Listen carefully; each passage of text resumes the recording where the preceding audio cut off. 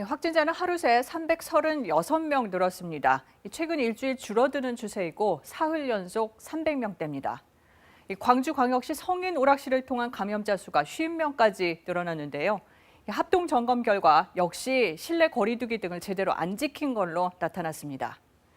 서울 남부교도소에서도 수용자 9명이 추가로 확진돼서 직원 등에 대한 전수검사가 진행 중입니다. 이렇게 산발적인 감염이 이어지는 가운데 지난 일주일 하루 평균 환자 수는 395명입니다. 수도권 거리 두기를 2단계로 내릴 수 있는 핵심 지표죠. 300명대에 아슬아슬하게 걸쳐 있습니다.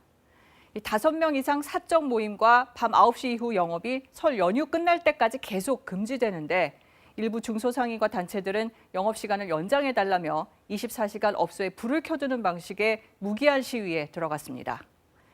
이 거리 두기를 국민들은 어떻게 생각하고 있는지 보건복지부의 조사 결과가 나왔습니다. 국민의 80%는 거리 두기가 효과적이지만 피곤하다고 답했고 공정하지 않다는 의견도 많았습니다. 먼저 서병립 기자가 보도합니다. 현 거리두기 체계는 3차 유행을 막는 데 효과적이었는지 물었습니다. 응답자의 81.3%는 효과가 있었다고 답했습니다. 다만 거리두기로 인해 피로감을 느꼈다는 국민도 그만큼 많았습니다. 핵심 조치들의 유행 차단 효과에 대해서도 긍정적 답변이 절반 이상이었습니다. 4명 중 3명은 5인 이상 사적 모임 금지가 효과가 있었다고 평가했고 다중이용시설의 집합금지와 밤 9시 이후 영업 제한도 긍정적인 답변이 70%를 넘었습니다.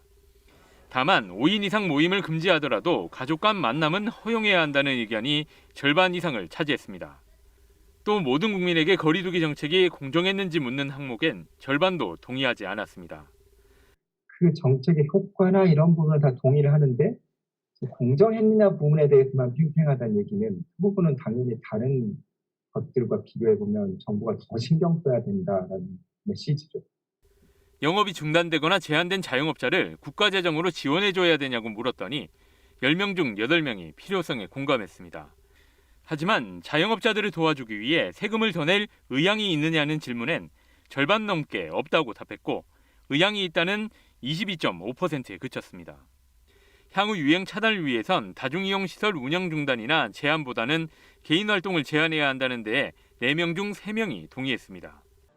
방역수칙을 위반할 경우엔 자율적인 참여를 독려하는 것보다는 강력하게 대응해야 한다는 요구가 높았으며 국민에게 부과되는 과태료도 낮다는 의견이 44.9%에 달했습니다. 이번 조사는 보건복지부가 전국의 만 18세 이상 성인 1,000명을 대상으로 지난달 27일부터 이틀간 온라인과 모바일을 통해 실시했습니다. KBS 뉴스 서병립입니다.